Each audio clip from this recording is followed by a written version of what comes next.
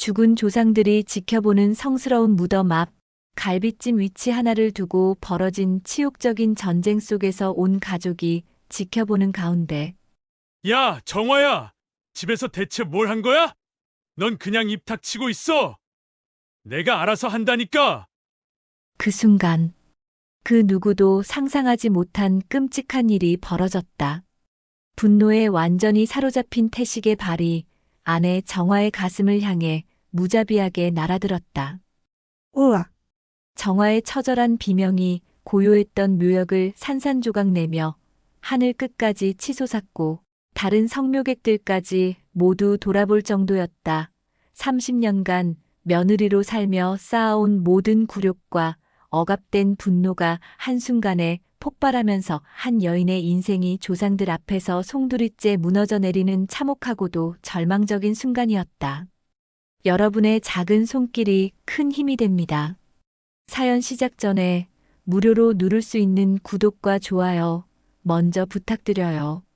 알림 설정도 하시면 새로운 이야기와 감동을 누구보다 빨리 만나실 수 있습니다. 서울 근교 재래시장의 아침은 언제나 분주했습니다. 새벽 5시면 어김없이 문을 여는 작은 분식집. 그곳에서 서정화는 오늘도 국수 반죽을 치고 있었습니다. 55의 나이에도 여전히 야무진 손놀림으로 면을 뽑아내는 정화의 얼굴에는 세월의 흔적이 깊게 패여 있었죠. 시장 한 구석에 자리한 이 작은 분식집은 정화에게 유일한 생계수단이자 안식처였습니다. 10평도 안 되는 좁은 공간이었지만 정화는 이곳을 정성껏 꾸며왔어요. 벽에 붙은 낡은 메뉴판과 플라스틱 테이블, 그리고 오래된 가스레인지까지 모든 것이 정화의 손때가 묻어 있었죠. 어머니, 오늘 국수 좀 싱거운 것 같은데요.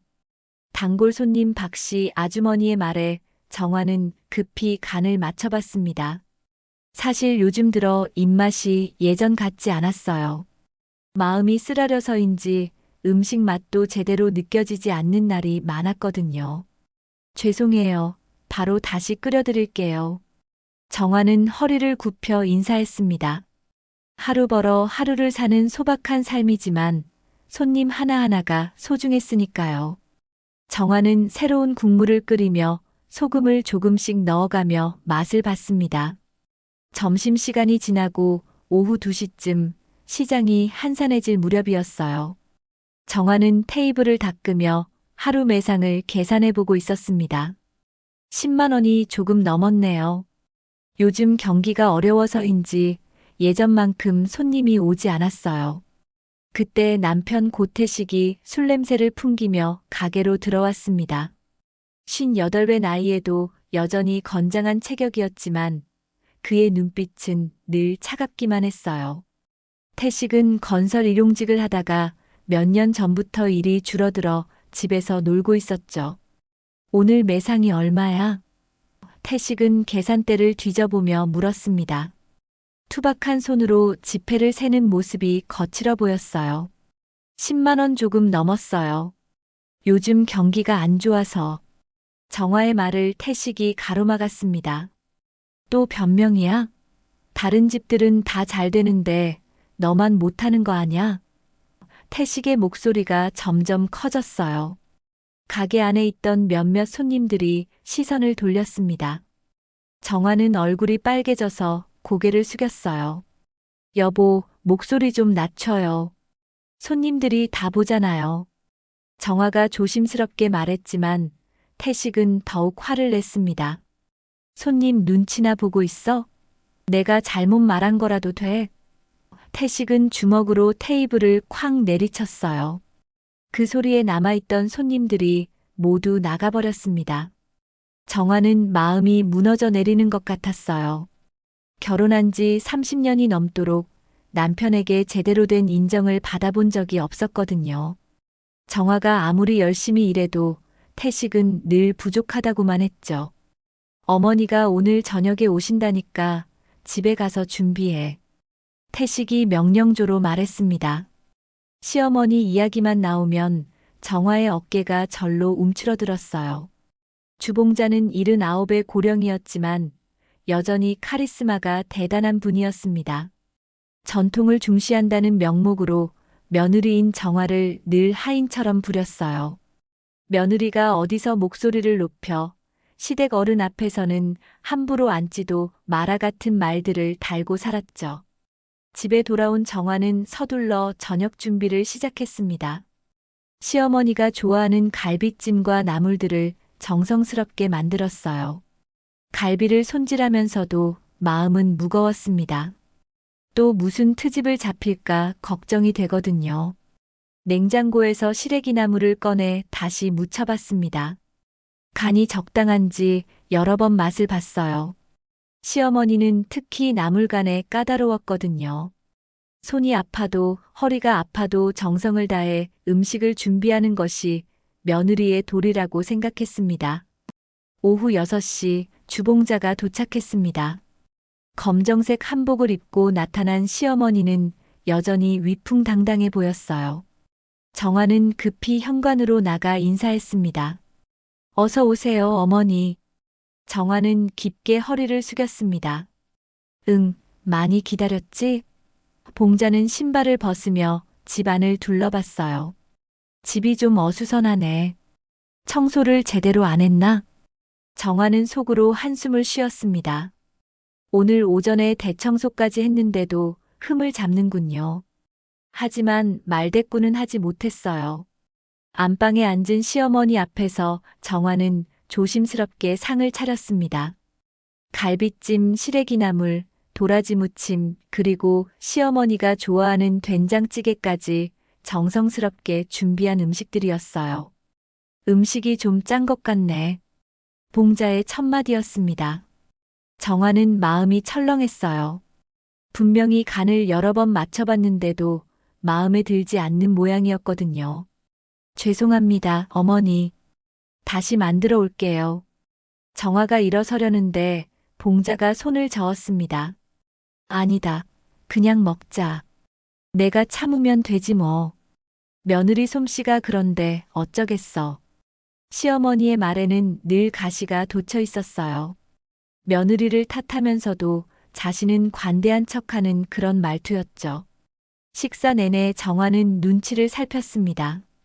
시어머니와 남편이 나누는 대화에 끼어들 엄두도 내지 못했어요. 요즘 건설 경기가 어떠냐? 옆집 며느리는 참 똑똑하더라 같은 이야기들이 오갔죠. 정화야, 다음 주 벌초 준비는 제대로 하고 있지? 봉자가 갑자기 물었습니다. 네, 어머니. 제사상 음식 목록 다시 한번 점검해서 준비하고 있습니다. 정화는 조심스럽게 대답했어요. 조상님들 앞에서 실수하는 일이 없도록 해. 우리 집안 체면이 달린 문제야. 작년에 내가 실수한 거 아직도 친척들이 이야기하더라. 봉자의 말에 정화는 얼굴이 빨개졌습니다. 작년 벌초 때 정화가 제사상 순서를 한번 바꿨다가 큰 소리를 들었던 기억이 났어요. 그때도 지금처럼 온 가족 앞에서 망신을 당했었죠. 태식도 거들었습니다. 정화가 워낙 덤벙대잖아요. 이번엔 제가 옆에서 지켜보겠습니다. 그날 밤 시어머니가 돌아간 후 정화는 설거지를 하며 눈물을 흘렸습니다. 찬물에 손이 시렸지만 마음이 더 시렸어요. 30년 넘게 이 집의 며느리로 살아왔는데 여전히 인정받지 못하는 현실이 서글플 수밖에 없었거든요. 잠들기 전 정화는 거울을 봤습니다. 언제 이렇게 늙어버렸을까요? 주름진 얼굴과 거친 손을 보니 마음이 더욱 무거워졌어요. 이제는 묘역에 가는 발걸음도 무겁습니다. 조상 앞에서도 늘 욕을 먹으니 말이에요. 가을 벌초 날이 밝았습니다. 정화는 새벽 4시부터 일어나 제사 음식을 준비했어요. 갈비찜을 끓이면서도 간이 적당한지 수십 번 맛을 봤습니다. 시래기나물, 도라지 무침, 그리고 시아버지가 좋아했던 동태전까지 하나하나 정성스럽게 만들었어요. 정화야, 아직도 안 끝났어? 태식이 거실에서 짜증스럽게 소리쳤습니다. 거의 다 됐어요. 과일만 더 깎으면. 정화는 사과를 깎으면서 대답했어요. 손끝이 차갑도록 찬물에 담가뒀던 과일들을 정성스럽게 손질했습니다. 시간 늦으면 어머니가 또 뭐라고 하실 텐데. 빨리 해. 태식의 목소리에는 늘 그랬듯 따뜻함이 없었어요. 정화는 마지막으로 제사상에 올릴 음식들을 플라스틱 용기에 정리했습니다. 국물이 새지 않게 뚜껑을 단단히 닫고 과일은 따로 보냉백에 넣었어요. 이 모든 과정에서 정화의 마음에는 불안감이 자리 잡고 있었습니다. 아침 8시 고급 승용차들이 하나둘 묘역에 도착했어요. 서울 근교에 위치한 이 묘역은 잘 관리된 곳이었습니다.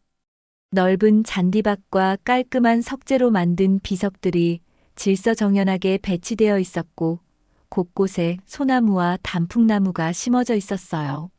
시아버지 고만식의 무덤은 묘역에서도 가장 좋은 자리에 있었습니다.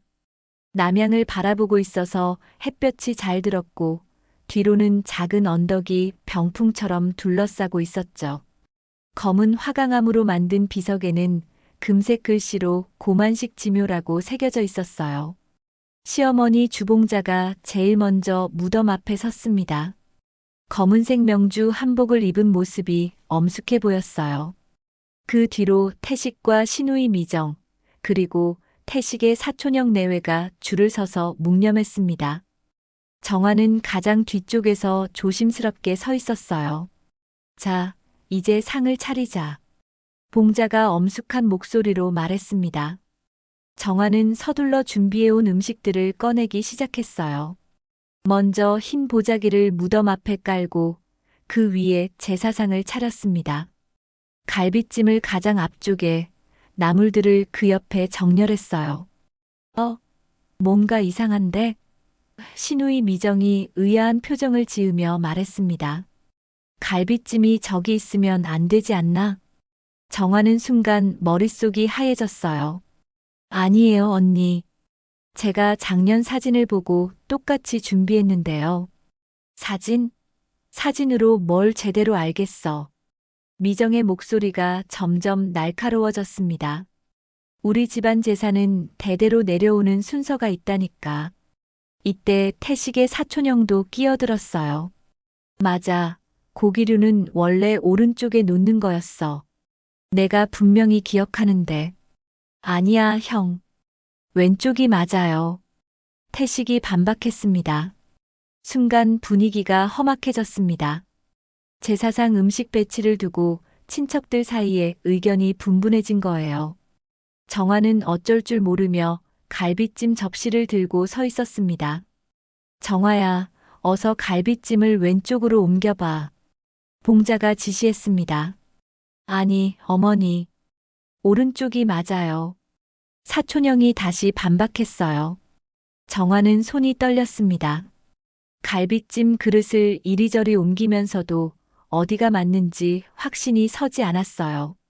국물이 조금씩 흔들려서 보자기에 떨어질까봐 조마조마했습니다. 아이고, 정말. 며느리가 이런 기본적인 것도 제대로 모르고 어떻게 제사를 지내겠어. 봉자가 크게 한숨을 쉬며 혀를 찼습니다. 다른 성묘객들도 이쪽을 힐끔힐끔 쳐다보기 시작했어요. 정화는 얼굴이 화끈거렸습니다. 조상 무덤 앞에서 이렇게 시끄럽게 다투는 모습이 부끄러웠거든요. 어머니, 제가 잘못했습니다. 다시 정리할게요. 정화는 고개를 깊이 숙이며 사과했어요. 그때 태식이 참고 있던 화를 터뜨렸습니다. 야, 정화야. 집에서 대체 뭘 한 거야? 이런 간단한 것도 제대로 못해? 여보, 제가. 정화가 변명하려는 순간이었습니다. 넌 그냥 입 닫고 있어. 내가 알아서 해. 태식의 목소리가 묘역 전체에 울려 퍼졌어요. 멀리서 성묘를 하던 다른 가족들도 모두 이쪽을 돌아보기 시작했습니다. 정화는 얼굴이 빨개져서 아무 말도 못했어요. 가슴이 쿵쾅거리고 숨이 막힐 것 같았습니다. 30년 넘게 살아온 시댁에서 이렇게 큰 소리로 망신을 당하다니. 태식아, 목소리 좀 낮춰라. 여기가 어딘데 그래. 사촌형이 말렸지만 태식의 분노는 가라앉지 않았어요. 아니, 형. 이 여자가 매번 이런 식이에요. 집에서 뭘 하는지 정말 모르겠어. 태식은 주먹을 불끈 쥐고 정화를 노려봤습니다. 정화는 다시 한번 사과하려고 고개를 숙였어요. 정말 죄송합니다. 제가 다시. 바로 그 순간 아무도 예상하지 못한 끔찍한 일이 벌어졌습니다. 쾅! 분노에 완전히 사로잡힌 태식이 발로 정화의 가슴을 강하게 짓밟았어요. 정화는 비명과 함께 그대로 땅바닥에 쓰러졌습니다. 으악! 정화의 절규가 고요했던 묘역을 가득 채웠어요. 가슴팍에 찍힌 태식의 발자국이 뜨겁게 아팠습니다. 하지만 몸의 고통보다 마음의 상처가 훨씬 더 깊었어요. 어머, 이게 뭐 하는 짓이야? 친척들이 모두 놀라서 외쳤습니다. 하지만 그 누구도 적극적으로 나서서 말리지는 않았어요. 그저 멀찍이 서서 경악한 표정으로 지켜볼 뿐이었습니다. 정화는 땅바닥에 쓰러진 채로 오열했어요. 30년 넘게 억눌러왔던 모든 서러움과 분노가 한꺼번에 터져나왔습니다. 조상의 무덤 앞에서 수많은 사람들이 지켜보는 앞에서 당한 이 굴욕적인 순간이 너무나 참혹했거든요. 묘역 관리인 박만수가 멀리서 이 광경을 지켜보고 있었어요. 68세의 만수는 이 묘역에서 10년 넘게 일해온 베테랑이었습니다. 온갖 가족사를 다 봐왔지만 이렇게 충격적인 장면은 처음이었어요. 아이고, 태식아. 그래도 조상님 앞에서 봉자조차 당황한 기색을 감추지 못했습니다. 죄송합니다, 어머니. 제가 너무 화가 나서. 태식도 뒤늦게 자신이 저지른 일의 심각성을 깨달은 듯 했지만 정화에게는 사과하지 않았어요. 정화는 진흙이 묻은 한복을 털면서 천천히 일어났습니다. 무릎이 까져서 피가 나고 있었고 옷도 더러워졌지만 그런 건 중요하지 않았어요. 다른 성묘객들의 시선이 따갑게 느껴졌지만 고개를 들 수가 없었습니다. 우리 그만 가자. 사람들이 다 보고 있잖아. 미정이 주변을 둘러보며 재촉했어요. 창피해 죽겠네. 정화는 묵묵히 흩어진 제사 음식들을 정리하기 시작했습니다. 갈비찜 국물이 땅에 쏟아져 있었고 정성스럽게 깎아놓은 과일들도 여기저기 굴러다니고 있었어요. 1시간 넘게 공들여 준비한 음식들이 엉망이 되어버렸지만 정화는 묵묵히 하나씩 주워 담았습니다. 정화야, 빨리 정리해. 시간 늦는다. 태식이 아무렇지도 않다는 듯 명령했습니다.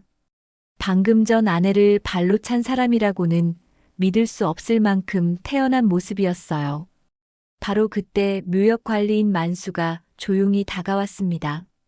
정화의 참혹한 모습을 본 그는 차마 그냥 지나칠 수가 없었어요. 따님, 괜찮으십니까? 만수가 정화에게 조심스럽게 물었어요. 정화는 눈물로 범벅된 얼굴을 들어 고개를 끄덕였지만 괜찮을 리가 없었어요. 만수는 잠시 망설이다가 정화의 귀에 속삭였습니다. 제 차 블랙박스에 방금 일이 다 찍혔습니다. 혹시 필요하시면 나중에 관리사무소로 오세요. 정화는 깜짝 놀라 만수를 쳐다봤어요. 그의 눈빛에서 진심 어린 동정과 의지가 느껴졌습니다. 사람답게 살자는 마음에 드리는 말씀입니다. 만수가 조용히 덧붙이고는 자리를 떠났어요. 차를 타고 집으로 돌아오는 길, 정화는 창밖을 바라보며 깊은 생각에 잠겼습니다. 가슴의 발자국 자리는 여전히 쓰라렸지만 마음속에는 이상한 감정이 싹트고 있었어요. 내 존엄을 짓밟은 발. 반드시 그 발로 무너지게 만들겠다.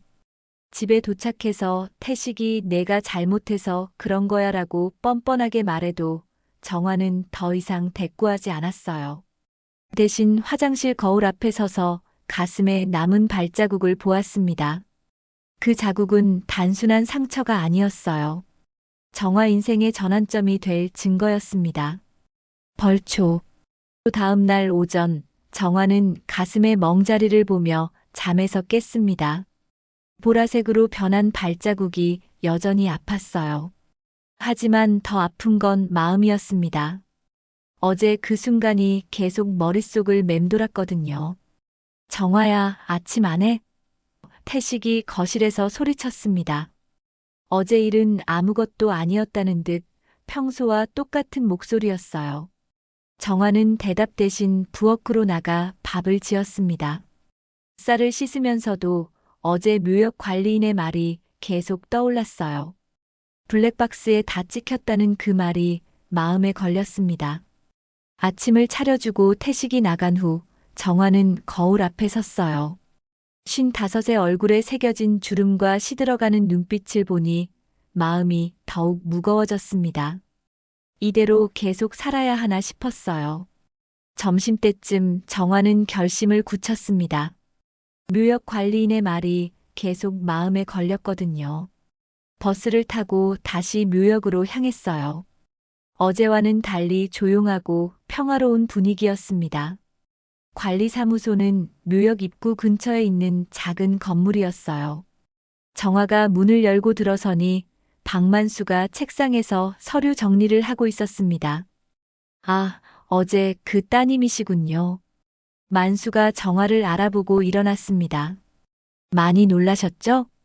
정화는 고개를 숙이며 인사했어요. 어제 말씀하신 그게 정말 찍혔나요? 만수는 고개를 끄덕였습니다. 제 차가 바로 저기 주차되어 있었거든요. 블랙박스가 그 방향을 향하고 있어서 다 찍혔어요. 보여주실 수 있나요? 정화의 목소리가 떨렸습니다. 만수는 노트북을 켜고 영상 파일을 재생했어요. 화면에 어제의 그 참혹한 순간이 그대로 나타났습니다. 태식이 정화의 가슴을 발로 차는 장면, 정화가 땅에 쓰러지며 비명을 지르는 소리까지 선명하게 담겨 있었어요. 정화는 영상을 보며 다시 한번 울음을 터뜨렸습니다. 객관적으로 보니 그 순간이 얼마나 참혹했는지 새삼 깨달았거든요. 따님, 이건 단순한 부부싸움이 아니에요. 만수가 조심스럽게 말했습니다. 공개적인 폭행이죠. 게다가 조상 무덤 앞에서 이런 일이. 하지만 남편인데. 어떻게? 정화가 망설였어요. 아니에요. 아무리 부부라도 이건 잘못된 거예요. 만수가 단호하게 말했습니다. 저도 아내가 있지만 손끝 하나 다치게 한 적 없어요. 이건 명백한 폭력입니다. 만수는 USB를 꺼내 영상을 복사해 주었어요. 혹시 필요하시면 증거로 쓰세요. 저도 증인이 될 수 있고요. 정화는 USB를 받아들며 고마움을 표했습니다. 정말 고맙습니다. 모르는 분이 이렇게. 사람이 사람답게 살아야죠. 만수가 따뜻하게 웃었습니다. 힘내세요, 따님. 집으로 돌아온 정화는 USB를 서랍 깊숙이 숨겨두었어요. 아직 어떻게 해야 할지 확신이 서지 않았지만 뭔가 중요한 것을 손에 넣었다는 생각이 들었습니다. 그날 저녁 정화는 오랜만에 고등학교 동창 박지훈을 떠올렸어요. 지훈은 지금 변호사로 일하고 있었습니다. 몇 년 전 동창회에서 명함을 받아둔 게 생각났어요.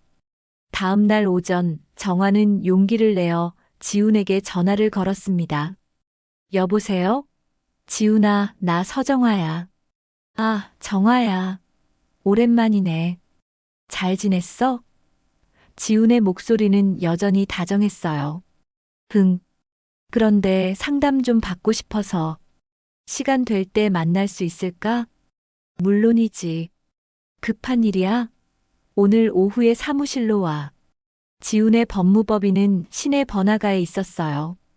깔끔한 사무실에서 만난 지훈은 48배 나이에도 여전히 듬직해 보였습니다. 정화야, 무슨 일이야? 표정이 안 좋아 보이는데.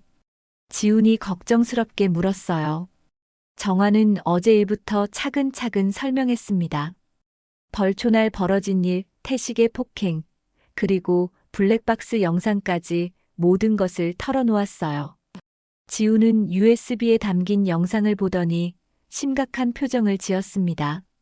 정화야, 이건 정말 심각해.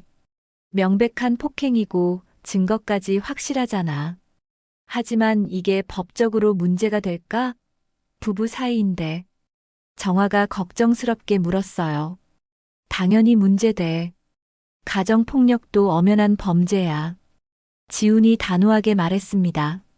게다가 이렇게 많은 사람 앞에서 공개적으로 폭행했다면 모욕죄도 성립해. 지훈은 더 자세히 설명했어요. 그런데 정화야, 혹시 재산 문제는 어때? 남편이 뭔가 이상한 행동을 하지 않았어? 정화는 잠시 생각해 보다가 최근 태식의 이상한 행동들을 떠올렸어요. 요즘 시아버지 도장을 자꾸 찾더라고. 그리고 부동산 서류들을 뒤지는 것 같기도 하고. 그거 위험해. 혹시 임야나 부동산을 담보로 대출받으려는 건 아닐까? 지훈의 표정이 더욱 심각해졌어요. 설마. 정화는 충격을 받았습니다. 정화야, 지금 상황이 단순한 가정폭력이 아닐 수도 있어. 재산 문제까지 얽히면 훨씬 복잡해져. 지훈이 진지하게 말했습니다. 빨리 대응해야 해. 지훈은 당장 해야 할 일들을 정리해 주었어요. 우선 병원 가서 상해 진단서부터 받아. 그 다음에 경찰서에 신고하고. 재산 관련해서는 내가 따로 조사해 볼게. 정말 고마워, 지훈아. 정화의 눈에 희망의 빛이 보이기 시작했어요. 뭘? 우리가 언제부터 그런 사이야? 지훈이 웃으며 말했습니다. 정화야, 이번엔 끝까지 가자. 더 이상 당하고만 살지 마. 지훈은 명함을 하나 더 건네주었어요. 여기 여성 전문 상담사 연락처야. 심리적 도움도 받는 게 좋을 거야. 이제 정말 새 출발할 수 있을까? 정화가 불안하게 물었어요. 물론이야. 증거도 확실하고 법적으로도 당신이 유리해. 지훈이 확신에 찬 목소리로 말했습니다. 정화야, 이번이 기회야. 당신 인생을 되찾을 수 있어. 법무사무실을 나서는 정화의 발걸음은 올 때와는 달랐어요. 여전히 두렵긴 했지만 마음 한구석에 단단한 의지가 자리 잡고 있었습니다. 그날 밤 정화는 거울 앞에 서서 자신을 바라봤어요. 가슴에 멍은 여전했지만 눈빛이 예전과 달랐습니다. 이제 참지 않겠다는 결심이 서 있었거든요. USB를 꺼내 들고 정화는 다짐했습니다. 내 인생을 되찾겠다고. 더 이상 누구의 발밑에 깔리지 않겠다고 말이에요. 정화가 법무사무실에서 돌아온 지 사흘이 지났습니다. 그동안 태식은 평소와 다름없이 행동했지만 정화는 남편의 작은 변화도 놓치지 않고 지켜보고 있었어요. 여보, 나 친구들 만나러 나갔다 올게. 태식이 저녁 먹고 나서 말했습니다. 요즘 들어 밖에 나가는 일이 부쩍 많아졌어요. 네, 조심해서 다녀와요. 정화는 평상시와 똑같이 대답했습니다. 하지만 속으로는 태식이 무엇을 꾸미고 있는지 궁금했어요. 태식이 나간 후 정화는 남편의 방을 조심스럽게 들여다봤습니다. 책상 위에 흩어져 있던 서류들을 보니 가슴이 철렁했어요. 부동산 등기부등본과 시아버지의 인감도장이 함께 놓여 있었거든요. 이상하네. 왜 아버님 도장이? 정화는 도장을 집어들고 살펴봤습니다. 몇 년 전 돌아가신 시아버지가 생전에 아끼던 도장이었어요. 그때 현관문이 열리는 소리가 들렸습니다. 정화는 급히 도장을 제자리에 놓고 부엌으로 나갔어요. 벌써 왔어요? 정화가 물었지만 태식은 대답하지 않고 곧바로 방으로 들어갔습니다. 뭔가 급한 일이 있는 것 같았어요. 다음 날 오전 신우이 미정에게서 전화가 걸려왔습니다. 언니, 어제 벌초 때 일로 친척들 사이에 이야기가 많아요. 미정의 목소리가 차갑게 들렸어요. 무슨 이야기요? 정화가 조심스럽게 물었습니다. 오빠가 그러는데 언니가 먼저 발을 걸어서 넘어진 거라며요.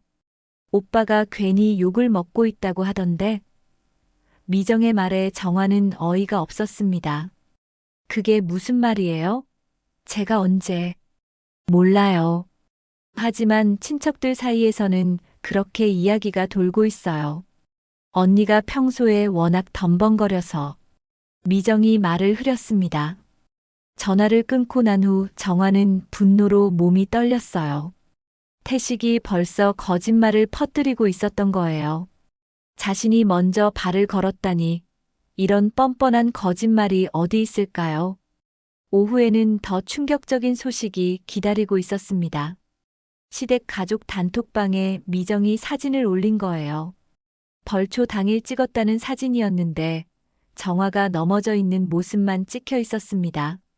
태식이 발로 차는 장면은 교묘하게 편집되어 있었어요. 언니가 갑자기 넘어져서 다들 놀랐네요. 다행히 크게 다치지 않아서. 미정의 메시지가 함께 올라와 있었습니다. 정화는 휴대폰을 보며 혀를 찼어요.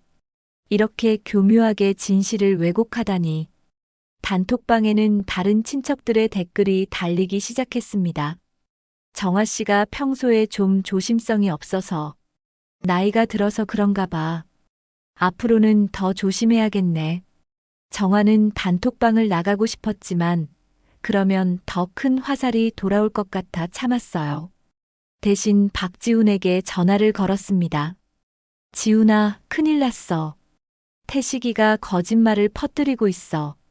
상황을 들은 지훈은 침착하게 말했습니다. 예상했던 일이야. 가해자들은 항상 그래. 하지만 우리에게는 확실한 증거가 있잖아. 그런데 또 다른 문제가 생겼어. 정화는 태식이 시아버지 도장을 뒤지고 있다는 이야기를 했어요. 지훈의 목소리가 급해졌습니다. 정화야, 그거 정말 위험해. 혹시 부동산 서류 같은 거 확인해 봤어? 확인해 보려고 했는데 태식이가 계속 방에 있어서. 오늘 밤이라도 꼭 확인해 봐. 뭔가 이상한 일이 벌어지고 있는 것 같아. 그날 밤 태식이 잠든 후 정화는 조심스럽게 서류들을 뒤져봤습니다. 그리고 충격적인 것을 발견했어요. 임야 대출 신청서가 절반쯤 작성되어 있었거든요. 이게 뭐야? 정화는 서류를 자세히 들여다봤습니다. 시아버지 명의의 임야를 담보로 한 대출 신청서였어요. 그런데 서류에 찍힌 인감도장이 분명 진짜였습니다. 정화는 급히 휴대폰으로 서류를 사진으로 찍었어요. 이건 분명 불법이었거든요.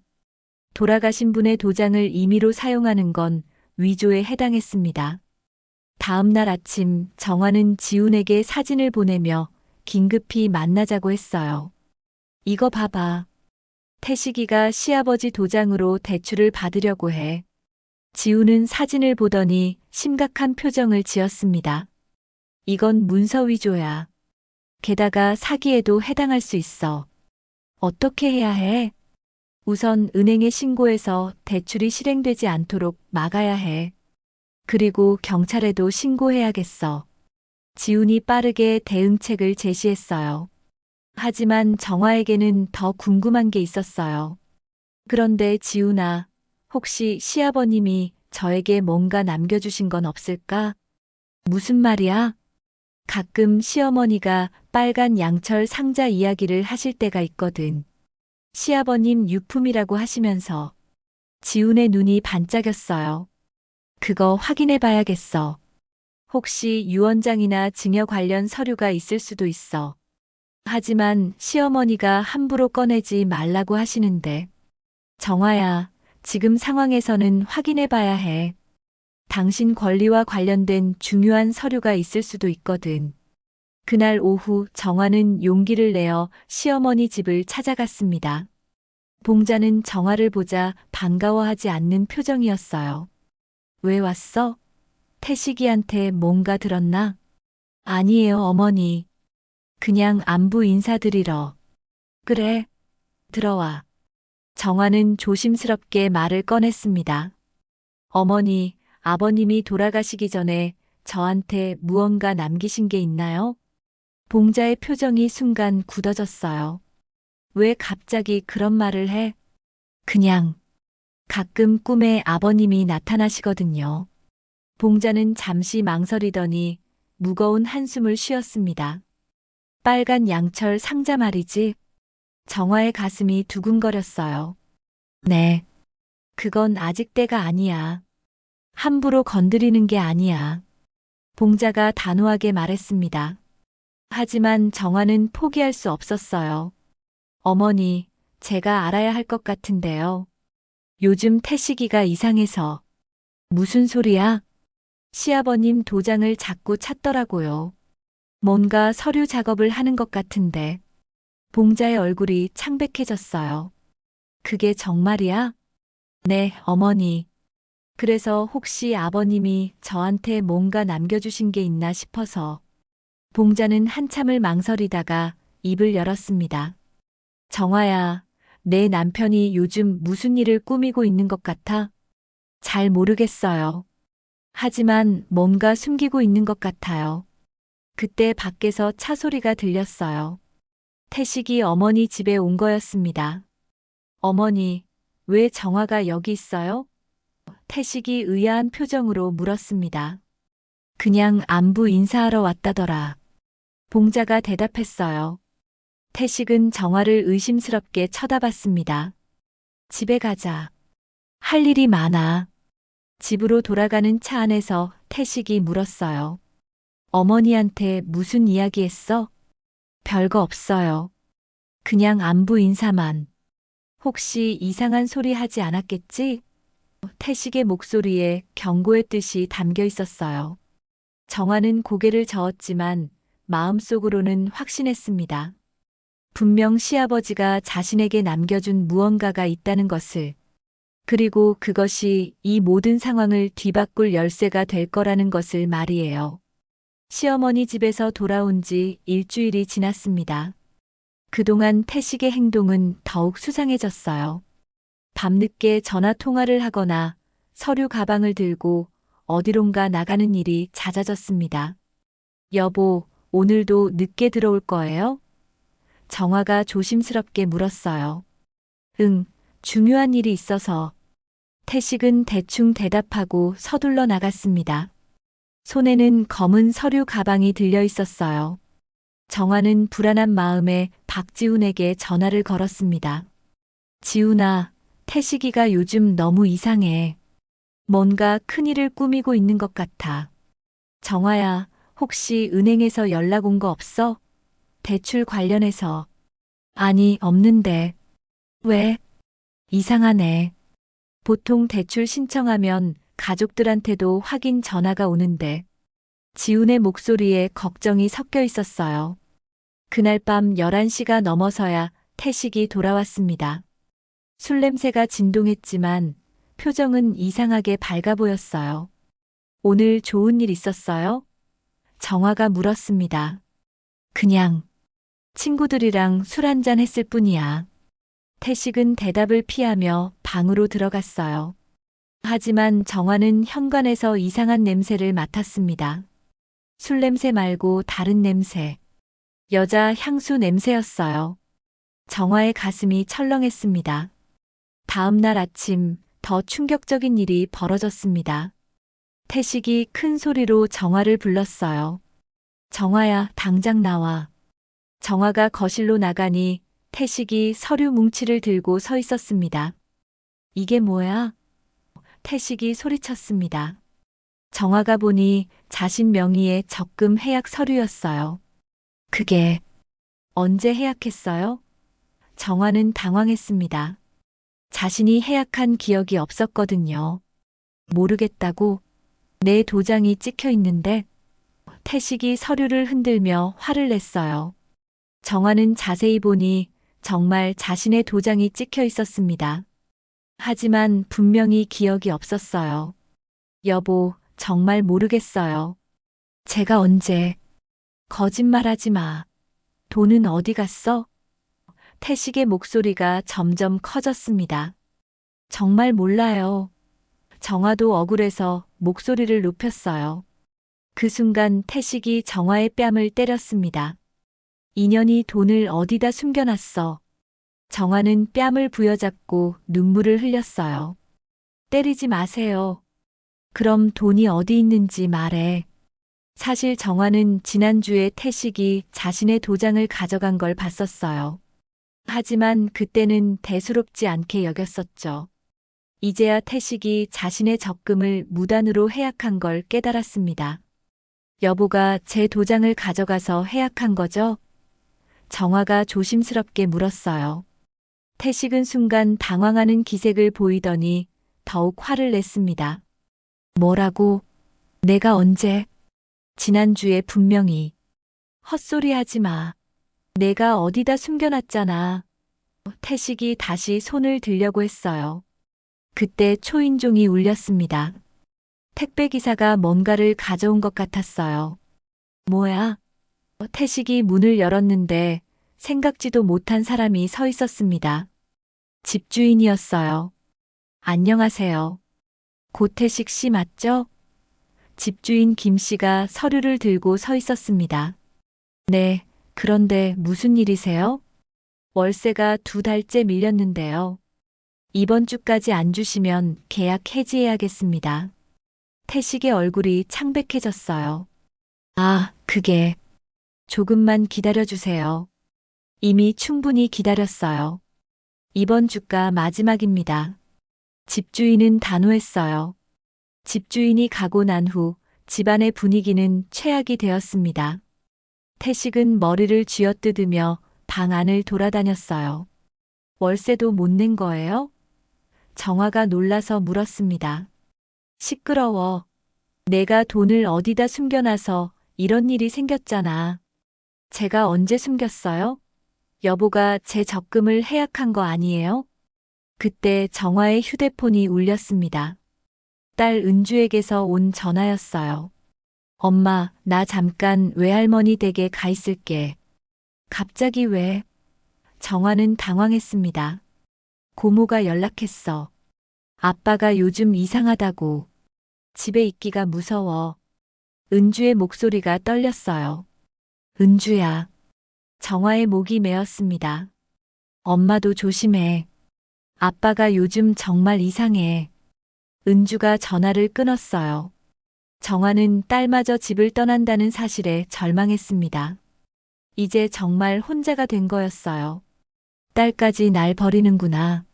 정화가 중얼거렸습니다. 당연하지. 내가 이 꼴로 살면 딸이 뭐라고 생각하겠어. 태식이 막말을 했어요. 그날 오후 더 끔찍한 소식이 기다리고 있었습니다. 태식이 정화에게 원룸 하나를 보여주며 말했어요. 여기서 당분간 지내. 여기가 어디예요? 정화는 낡고 좁은 원룸을 보며 당황했습니다. 우리 집은 내가 쓸 일이 있어서. 너는 여기서 지내라고. 정화는 믿을 수 없었어요. 집에서 쫓아내는 거예요? 잠깐이야. 일이 정리되면 다시 같이 살고. 하지만 정화는 직감했어요. 이게 끝이 아니라는 것을. 태식이 뭔가 더 큰 일을 꾸미고 있다는 것을 말이에요. 그날 밤 허름한 원룸에서 혼자 지내게 된 정화는 눈물을 흘렸습니다.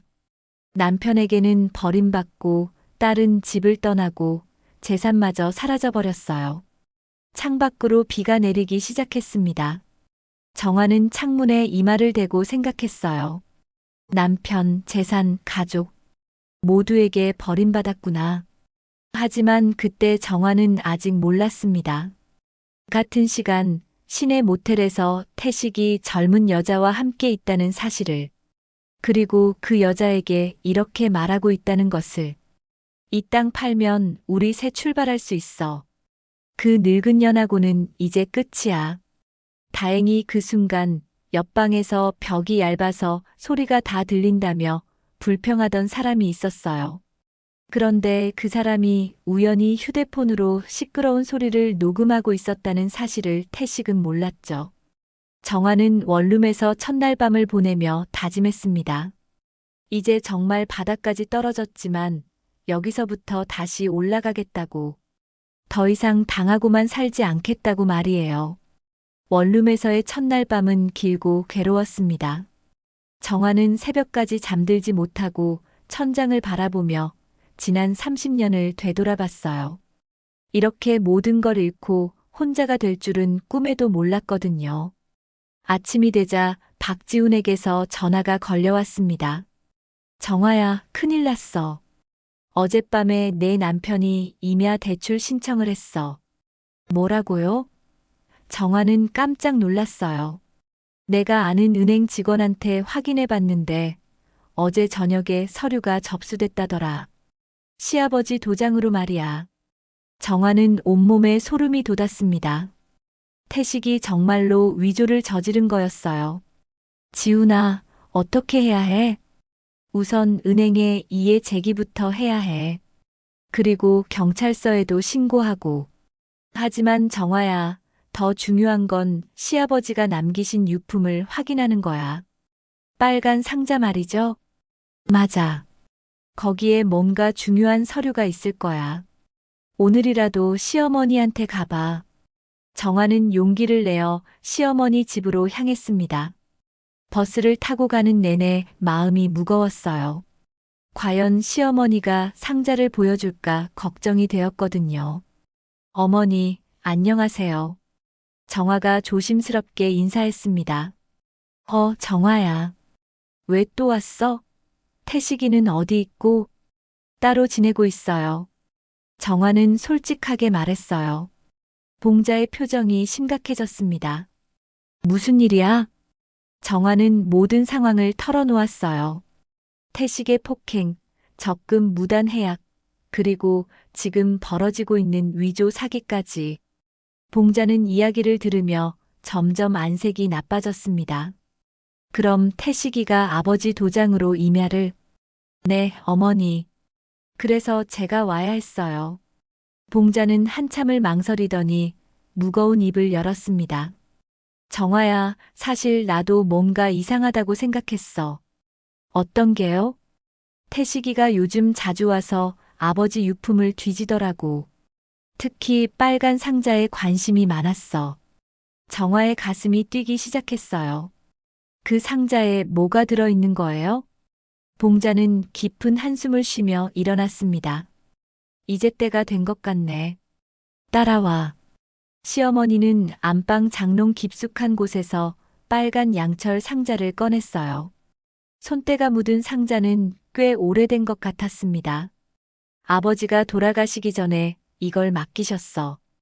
때가 되면 정화에게 주라고 하시면서. 정화는 떨리는 손으로 상자를 받았습니다. 저에게요? 그래. 처음에는 이해할 수 없었어. 왜 며느리한테만? 했거든. 근데 아버지 말씀이 정화가 가장 고생을 많이 했으니 보상을 해줘야 한다고 하시더라. 정화의 눈에 눈물이 고였어요. 돌아가신 시아버지만은 자신을 인정해주고 있었던 거였어요. 상자를 열어보니 여러 가지 서류가 들어있었습니다. 그 중에서 가장 위에 있는 건 시아버지의 자필 편지였어요. 정화에게. 내가 우리 집에 와서 30년 동안 고생만 했구나. 나는 내가 진짜 우리 가족이라고 생각한다. 이 서류들을 잘 보관하고 필요할 때 사용하거라. 마이너스 고만식. 정화는 편지를 읽으며 울음을 터뜨렸습니다. 살아생전 말수가 적으셨던 시아버지가 이런 마음을 품고 계셨다니. 다른 서류들을 살펴보니 더욱 놀라운 내용이 들어있었어요. 임야 일부를 정화에게 증여한다는 공증받은 서류가 있었거든요. 어머니, 이게 뭐예요? 정화가 서류를 보여주며 물었습니다. 봉자도 놀란 표정이었어요. 아버지가 이런 걸 준비하셨었구나. 서류를 자세히 보니 시아버지가 돌아가시기 1년 전에 공증받은 것이었어요. 전체 임야 중에서 가장 좋은 부분, 약 3,000평을 정화에게 증여한다는 내용이었습니다.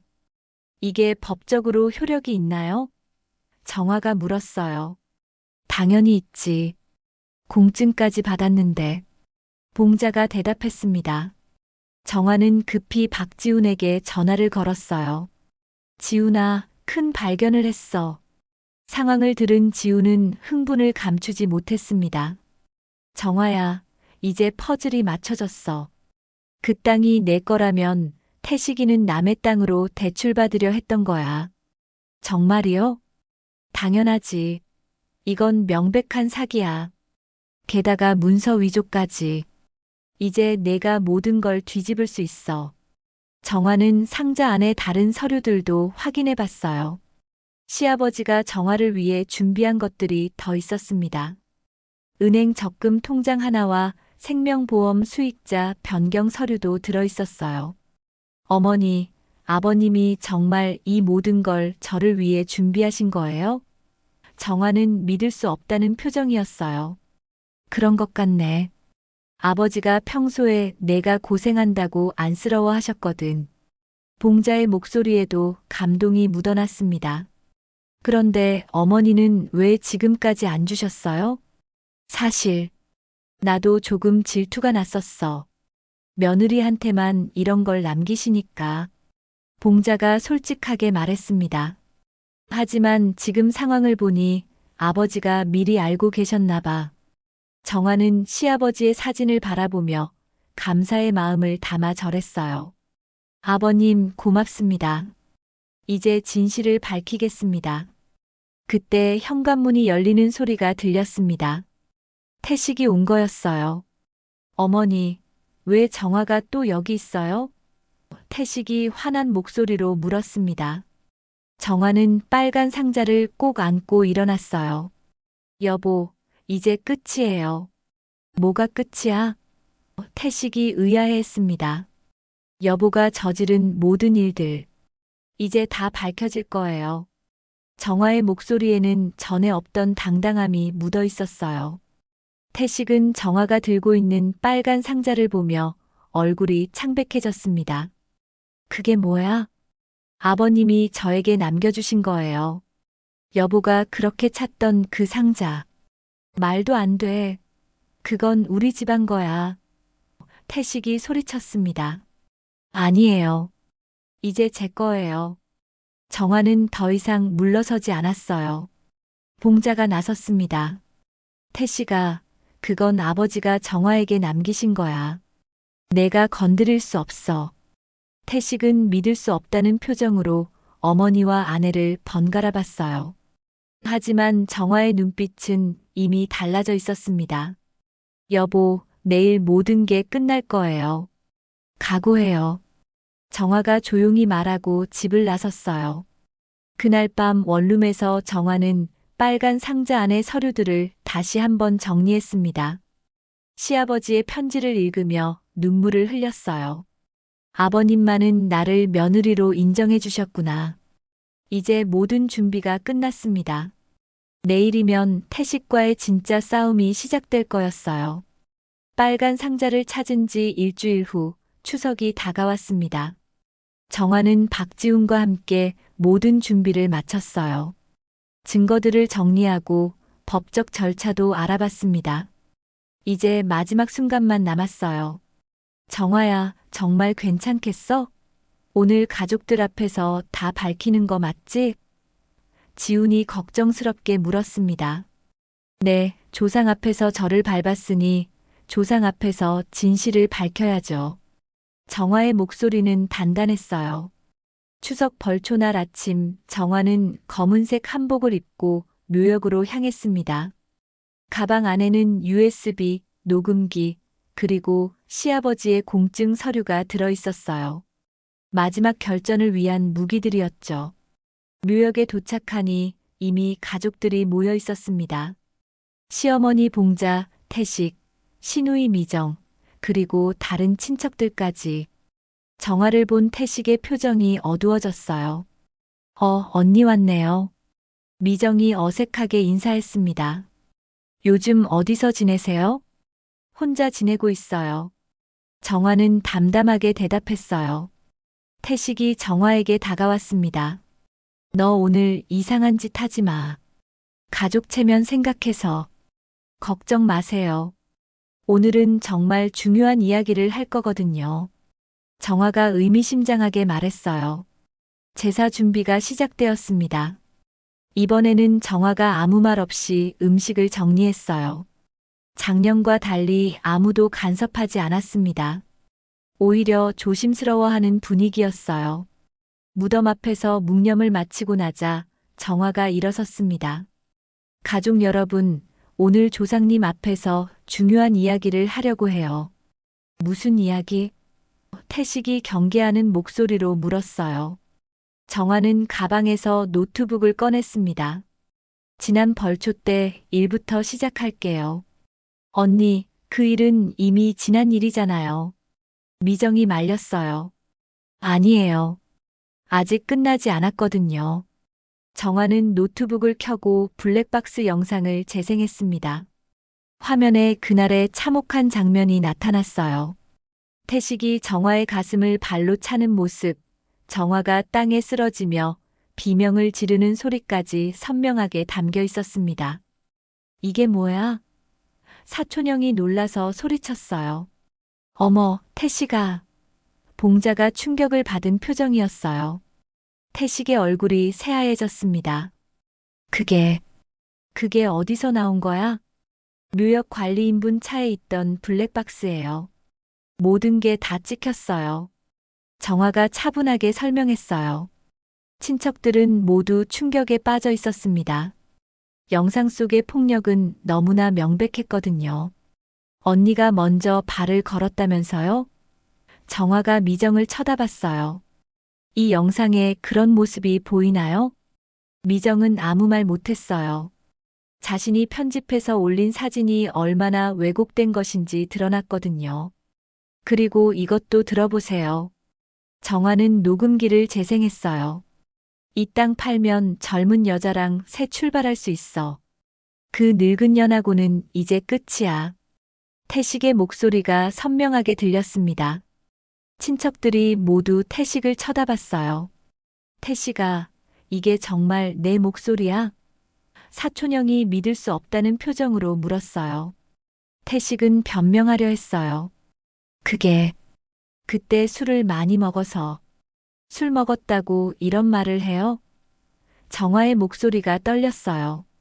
30년 동안 같이 산 아내를 늙은 년이라고 불러요? 봉자가 태식에게 다가갔습니다. 내가 정말 다른 여자가 있어? 어머니, 그게 아니라. 대답해. 있어, 없어? 봉자가 소리쳤어요. 태식은 더 이상 부정할 수 없었어요. 잠깐 만나는 사이예요. 순간 묘역이 조용해졌습니다. 모든 친척들이 태식을 경멸하는 눈으로 쳐다봤어요. 그런데 더 심각한 게 있어요. 정화는 다음 증거를 꺼냈어요. 여보가 시아버지 도장으로 위조한 서류들이에요. 정화는 태식이 작성한 대출 서류를 보여줬습니다. 돌아가신 분의 도장을 임의로 사용해서 임야를 담보로 대출받으려 했어요. 뭐라고? 사촌형이 분노했어요. 아버지 도장을 위조했어? 아니야, 그게 아니라. 태식이 변명하려 했지만 소용없었어요. 정화는 마지막 카드를 꺼냈습니다. 시아버지의 공증 서류였어요. 그런데 알고 보니 그 임야는 제 것이에요. 무슨 소리야? 태식이 소리쳤어요. 정화는 공증 서류를 펼쳐 보였습니다. 시아버지가 돌아가시기 전에 임야 일부를 저에게 증여하셨어요. 공증까지 받으셨고요. 봉자가 고개를 끄덕였어요. 맞아. 아버지가 정화에게 주라고 하셨어. 친척들이 서류를 확인해 봤습니다. 시아버지의 친필 서명과 공증 도장이 분명했어요. 그러니까 여보는 남의 땅으로 사기를 치려고 한 거예요. 정화가 단호하게 말했어요. 태식은 완전히 궁지에 몰렸습니다. 정화야, 우리 다시 이야기해보자. 이제 늦었어요. 정화의 목소리는 차가웠어요. 조상님 앞에서 저를 밟았죠. 오늘은 조상님 앞에서 여보가 무너질 차례예요. 태식이 무릎을 꿇었습니다. 정아야, 한 번만 봐줘. 내가 잘못했어. 30년 동안 저를 무시하고 때리고 마지막에는 젊은 여자와 바람까지 피우면서 이제 와서 빌어요? 정아는 더 이상 물러서지 않았어요. 봉자가 태식에게 다가가서 뺨을 때렸습니다. 이 못난 놈아. 아버지 도장으로 사기를 치고 30년 같이 산 아내를 배신하고 사촌형도 분노했어요. 태식아, 내가 어떻게 이럴 수 있어? 가족의 체면을 이렇게 망가뜨리고. 태식은 모든 친척들 앞에서 완전히 망신을 당했어요. 더 이상 변명할 여지도 없었습니다. 정아야, 제발. 태식이 애원했지만 정아는 단호했어요. 이제 내 인생은 내 발밑이에요. 정아는 휴대폰을 꺼내 112에 신고했습니다. 신고합니다.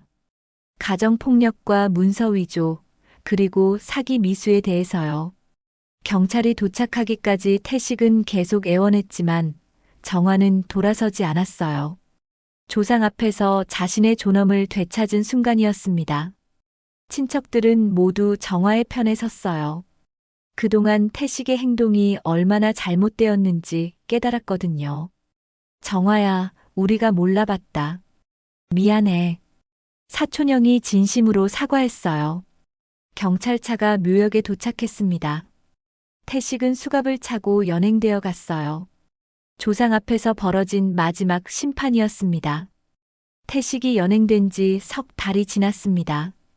법원은 명확한 증거들을 바탕으로 정아의 손을 들어주었어요. 가정폭력과 문서위조, 사기 미수 혐의로 태식은 징역 2년을 선고받았습니다. 집행유예는 없었어요. 정아는 원룸을 정리하고 새로운 집으로 이사했습니다. 시아버지가 남겨준 임야 일부를 매각해서 마련한 작은 아파트였어요. 비록 작았지만 온전히 자신의 공간이었죠.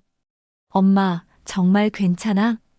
딸 은주가 이사 짐을 도우며 걱정스럽게 물었어요. 괜찮아, 은주야. 엄마는 이제 정말 괜찮아. 정아는 환한 미소를 지으며 대답했습니다. 은주는 어머니의 변화에 놀랐어요. 예전보다 훨씬 당당하고 밝아 보였거든요. 엄마가 이렇게 웃는 모습 보는 게 언제만인지 모르겠어. 은주도 따라 웃었어요. 새 집에 정착한 후 정아는 새로운 계획을 세웠습니다. 그동안 꿈꿔왔던 일을 시작하려고 했어요. 재래시장에 위치한 새로운 가게 앞에서 정아는 간판을 올려다봤습니다. 가을 분식이라고 쓰여 있었어요. 예전보다 2배 넓은 공간이었고 테이블도 8개나 놓을 수 있었습니다. 사장님, 간판 정말 예쁘게 나왔네요. 인테리어 업체 직원이 말했어요. 고맙습니다. 새 출발하는 마음으로 정말 열심히 해보려고요. 정아의 목소리에는 희망이 가득했어요. 가게 오픈 준비를 하면서 정아는 특별한 결정을 했습니다. 혼자만의 가게가 아니라 지역 여성들에게 일자리를 제공하는 곳으로 만들고 싶었거든요. 정아 씨, 정말 우리를 고용하겠다는 거예요? 동네 아주머니 김미숙이 놀란 표정으로 물었어요. 네, 언니. 같이 일해요. 저 혼자서는 못하겠어요. 정아가 웃으며 말했어요. 김미숙과 박순희, 그리고 이웃에 사는 최영자까지 모두 정아처럼 힘든 시간을 보냈던 여성들이었어요. 정아는 그들에게 새로운 기회를 주고 싶었습니다. 사장님, 우리가 뭘 할 수 있을까요? 박순희가 조심스럽게 물었어요. 언니들이 집에서 하던 요리 그대로 하시면 돼요. 저는 여러분을 믿어요. 정아는 진심을 담아 말했어요. 가을 분식은 문을 연 지 일주일 만에 소문이 났습니다. 음식 맛이 좋을 뿐만 아니라 사람들에게 따뜻한 위로를 주는 곳이었거든요. 사장님, 여기 음식은 정말 집밥 같아요. 단골 손님이 말했어요. 감사해요. 정성껏 만들거든요. 정아는 허리를 굽혀 인사했습니다. 한 달 후 예상치 못한 방문자가 찾아왔습니다. 시어머니 봉자였어요. 어서 오세요, 어머니. 정화는 따뜻하게 맞이했습니다. 봉자는 가게를 둘러보며 놀란 표정이었어요. 정화야, 여기가 내 가게야? 네, 어머니. 어떠세요?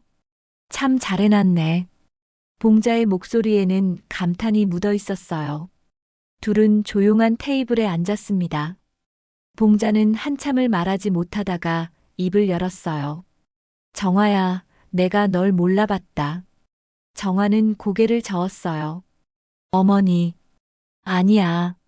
정말 미안하다. 봉자의 눈에 눈물이 고였어요. 30년 동안 너한테 못되게 굴었어. 내가 바보였어. 어머니, 이제 그런 말씀 마세요. 봉자는 자리에서 일어나 정화 앞에 무릎을 꿇었어요. 정화야, 미안하다. 정말 미안하다. 어머니. 정화는 깜짝 놀라 시어머니를 부축했어요. 일어나세요. 아니야. 내가 사과해야 해. 봉자는 눈물을 흘리며 말했어요. 아버지가 왜 너에게만 그 상자를 맡겼는지 이제 알겠어. 너만이 진짜 우리 가족이었어. 정화도 눈물을 흘렸어요. 어머니, 이제부터는 내가 너를 진짜 딸처럼 대하겠다. 용서해 줄 수 있어? 정화는 시어머니를 꼭 안았어요. 어머니, 저도 이제 진짜 어머니의 딸이 되고 싶어요. 둘은 서로 안고 울었습니다.